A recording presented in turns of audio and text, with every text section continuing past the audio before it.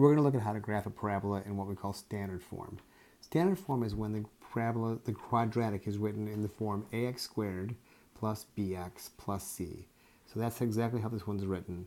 And it's just kind of a generic way of saying we're going to have an x squared term, an x term, and a constant.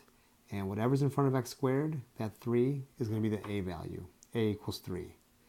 B equals -6, and c equals 4. And just like the other quadratics we've graphed, this quadratic will become a parabola when graphed. It will have a vertex. It will have that symmetry on either side. And our point when making our table is to try to figure out what this middle value is going to be. Where is this vertex going to land? And to keep things simple for now, I'm going to give you a little formula that happens to work. And the formula is that the vertex is at whatever the opposite of b over 2 times a is. So if we look at a formula like this and we're trying to pinpoint that middle value, I know that in this equation, the b value is -6. The a value equals 3. So the vertex is going to be at the opposite, well, I'm going to think of it this way. Opposite of b.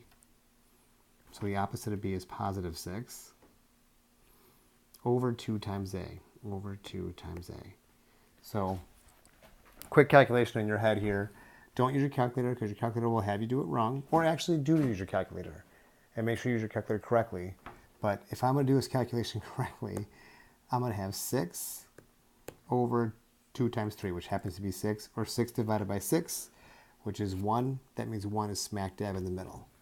And from here, I'm going to build my table out. I'm going to go above. I'm going to go below. And then I'm going to pause the video. And I'm going to fill out the different x values with these. Like, I'm going to find the different y values for these x values. And we'll see, as usual, that this will be the point of symmetry, that these guys will match, and that these guys will match. So go ahead and pause your video, do the calculations, and we'll do a quick recap of what just happened.